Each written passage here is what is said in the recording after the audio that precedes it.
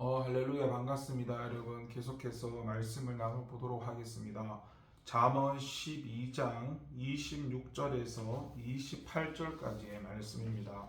의인은 그 이웃의 인도자가 되나 악인의 소행은 자신을 미혹하느니라.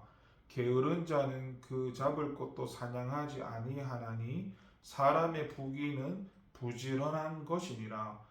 공의로운 길에 생명이 있나니 그 길에는 사망이 없느니라. 아멘.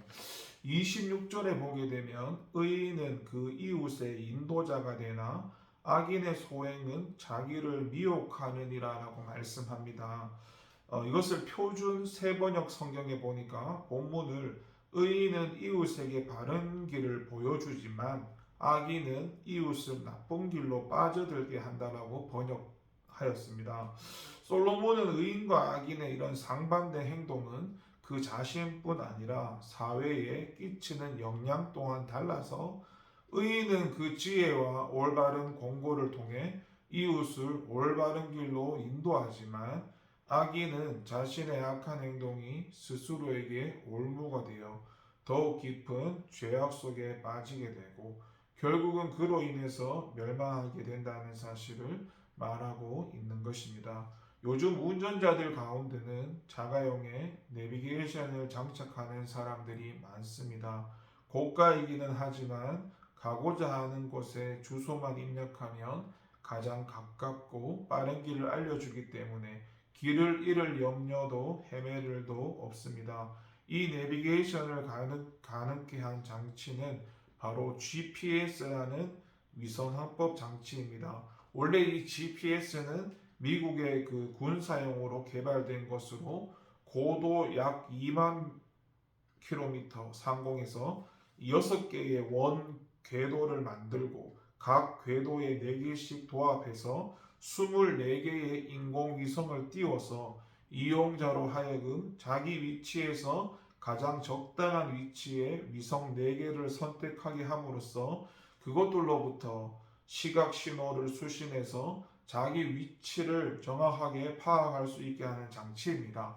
위성으로 측정되는 정확한 운전자의 위치를 이 프로그램이 인식하게 해서 그것을 지도 위에 입력하게 됨으로써 모든 내비게이션의 프로그램이 작동될 수 있게 되는 것입니다. 더 나아가서 여기에는 어떤 정체 구간이나 사고 구간을 미리 알아서 우회 도로를 이용하도록 도와주거나 속도 위반 감시 카메라의 위치를 알려주는 기능까지 첨가되어 있어서 운전자들에게 여러모로 유용하다는 평가를 받고 있습니다.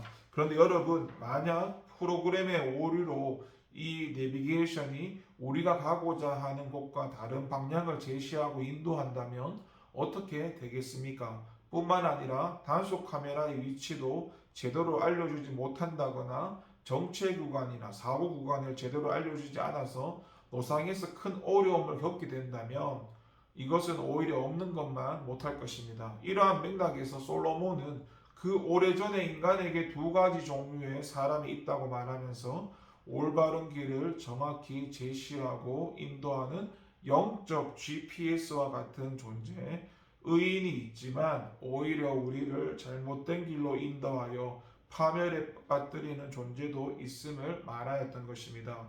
그렇다면 저와 여러분은 과연 어떤 사람들입니까? 하나님의 말씀을 그 안에 소유하고 사람들을 올바른 길로 인도하는 삶을 살아가고 있습니까?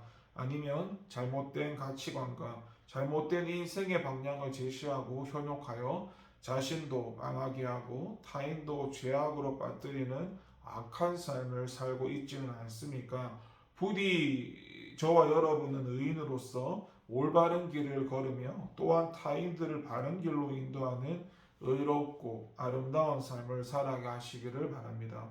28절에 보게 되면 공의로운 길에 생명이 있나니 그 길에는 사망이 없느니라 말씀합니다. 본문은 이 본장의 결론이면서 또한 잠언이 말하고자 하는 핵심 사상 중 하나인데 본장의 저자인 솔로몬은 끊임없이 의인과 악인의 이런 상반된 운명을 여러 가지 각도에서 조명하고 반복하면서 무엇보다 하나님의 말씀과 교훈에 순종하여 그것을 따라 살아가는 의로운 삶만이 모든 환난으로부터 우리를 보호할 뿐만 아니라 그로 인해 참된 평안과 축복을 누릴 수 있음을 분명하게 교훈하였던 것입니다. 우리는 흔히 인생을 길로 표현을 합니다. 마치 이 거미줄처럼 존재하는 도심의 길처럼 인생도 끝없는 미로와 같이 복잡하고 난해한 일들로 가득 차 있기 때문인데, 뿐만 아니라 짧은 인생일지라도 끝없이 나타나는 교차로에서 그 자신이 나아가야 할 길을 선택해야 되고 그에 대한 분명한 대가를 지불하면서 인생의 종착지를 향해 나아가고 있기 때문입니다. 이처럼 인생의 길은 여러 갈래입니다. 그러나 모든 길이 동일한 종착지를 향하고 있지는 않습니다. 이 중 대부분의 길들은 사망과 가혹한 심판을 향해 넓게 열려 있습니다. 그러나 생명을 향하고 있는 길은 너무나 좁고 험난합니다. 예수님은 이에 대해서 마태복음 7장에서 말씀하기를 좁은 문으로 들어가라. 멸망으로 인도하는 문은 크고 그 길이 넓어 그리로 들어가는 자가 많고 생명으로 인도하는 문은 좁고 길이 협착하여 찾는 이가 적다라고 말씀하셨죠. 이처럼 인생에 선택하고 걸어가야 할 길은 많지만 마땅히 걸어야 할 바 생명을 향해 열려져 있는 길은 너무도 적다는 것입니다.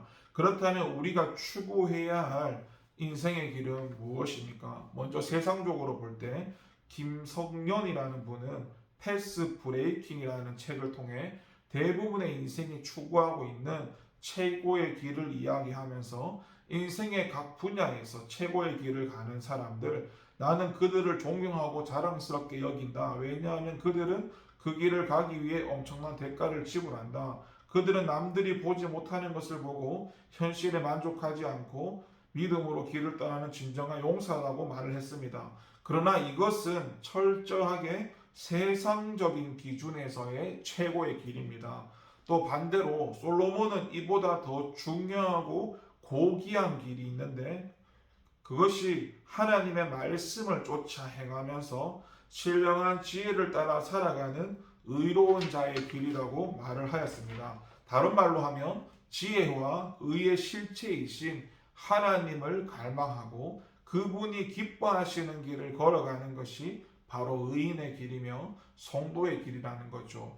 여러분, 지금 저와 여러분이 가는 길은 혹시 어떤 길입니까? 혹시 편안하고 넓은 길을 선택하여 나아가고 있지는 않습니까? 그러나 명심하십시오. 그 길에는 생명도 없고 축복도 없습니다. 인생이 마지막 종착지에서 하나님의 상급을 얻고자 한다면 하나님의 의를 갈망하며 그분의 원하시는 좁은 길, 곧 의로운 길을 걸어가야 할 것입니다.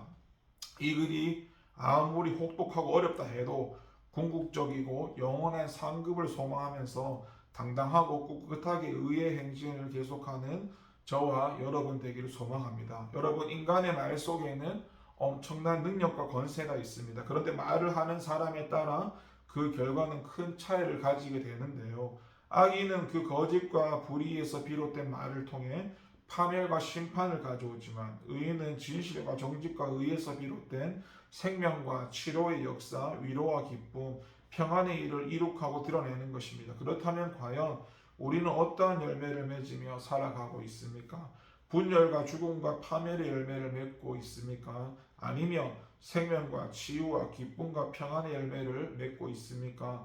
말씀과 진리 안에서 정제되고 순화된 말을 통해서 저와 여러분 스스로를 세우고 이웃의 삶을 세우며 모든 막힌 담을 헐고 분쟁과 분열을 하나 되게 하는 참 생명과 진리, 평안의 말을 전하는 성도가 되시기를 소망하고 기도하도록 하겠습니다. 기도합니다.